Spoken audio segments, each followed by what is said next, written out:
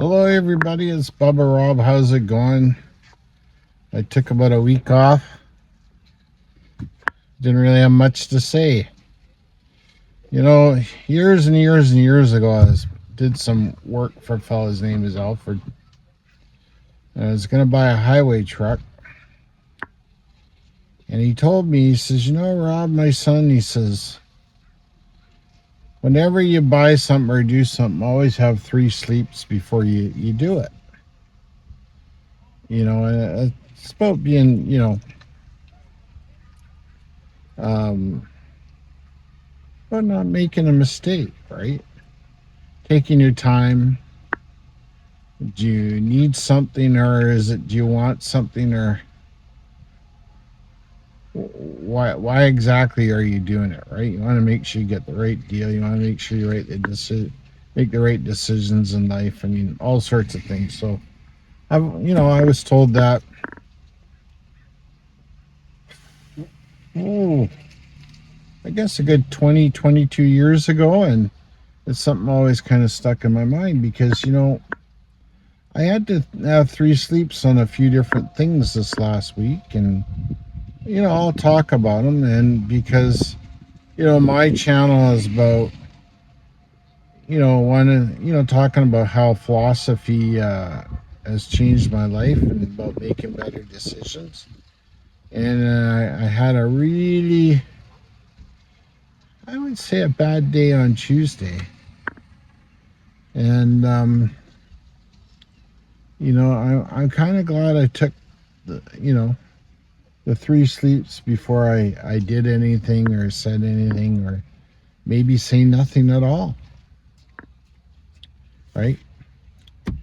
It all started out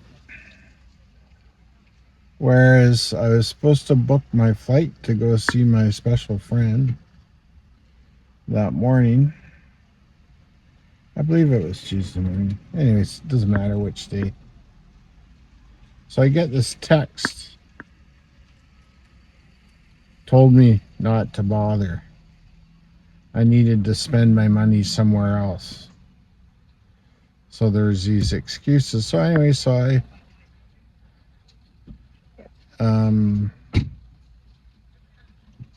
I phoned, or no, that was sent to me in a phone call. I got a text, asked me how I was doing, and I phoned, and I got told that on the phone. And basically, pretty much all I said, well, thank you very much. Have a nice day. Goodbye. And then, I guess an hour after that, my dad came down in tears because he had a call from the doctor's office. They needed to talk to him, and he went into a panic.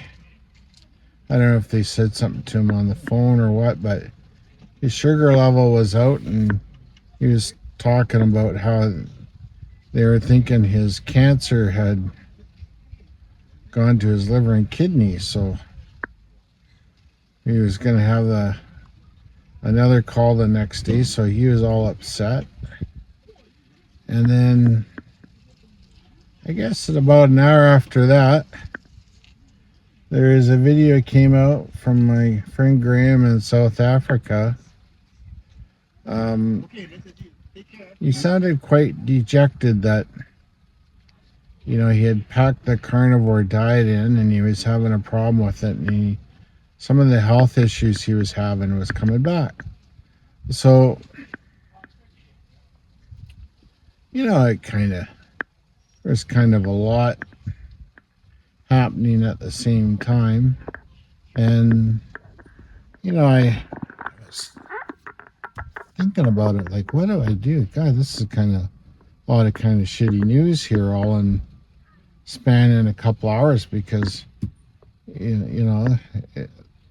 everybody meant something to me, and I don't like seeing anybody, well, especially my dad, but Graham's such a good guy. I mean, God, I felt really bad for him. Such a good man. He's always been very good to me and very encouraging, and he's going to do well. He's just going to get back on the saddle. And I'm in the same boat. Um, I'm having lots of issues with my health because, really my diet's not in check because of the heart issue. But that's okay. It's just something to deal with. But I started thinking about everything. And I put a video together yesterday. It was really good, actually. My son watched it. And he said to me, he says, Pop, he says, you haven't had your 3 sleeps yet. Better have another sleep or two before redo that. There's something in it he didn't like, I guess. So I did that, and today I started. Well, I've got some texts. Somebody's talking. Do do do do do do do do do do. Anyways, okay, I'll get back to this. So I started getting these texts today asking if I was okay because this individual was looking for my videos and I haven't put any videos out. And, I just said thank you for the concern. I had nothing to talk about. And that's the one thing about my channel. If I really don't have anything to say, I'm just not going to say it. I don't see what the point is to not have any authenticity with my message. But the one thing that really disturbs me in life, which is, I think, came through in the last video, and it wasn't good if I put it out. But I'm going to say this very bluntly and to the point, because I don't know what goes through people's minds or what they're thinking or anything. But in life, I find that being totally honest is a hard thing to do, which I try and do as much as I can. Sometimes that has a tendency to blow up on me a little bit. But with that, I also expect that when people give me their word and when they're committed to something and then they back out in a very abrupt, I find a very rude manner, I don't go back. In this life, if you have to be good enough to be on your own first before you're good to be with anybody else. But if somebody's committed, really committed, and they back out or they don't fulfill in their, say in business, fulfilling their contract or honor their word, nothing against them, but really you can't have them around. Because what's going to happen if something really bad happens? They're not going to be there. They're just repeating a pattern that they've had in their life. Right? It's not about feeling sorry for yourself. I don't feel sorry for myself. It doesn't matter. I'm fine. But what I'm saying is, if I'm going to leave this earth at some point in time, I'm just going to make sure that the people who want to be around me are really are going to be there. I don't know. I've had enough people in my life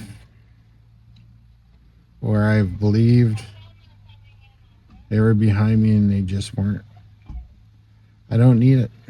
I really don't need it. It's just not good. We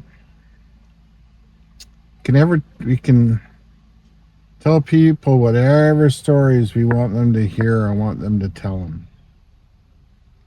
but it's always their actions that is the proof in the pudding. You know, like it's the same thing with everything. And where it really hit home with me today was I went into the community hall here, and they're having these demonstrations, and there was a Shinto priest here, and she was giving a talk, and I found it extremely powerful about that religion.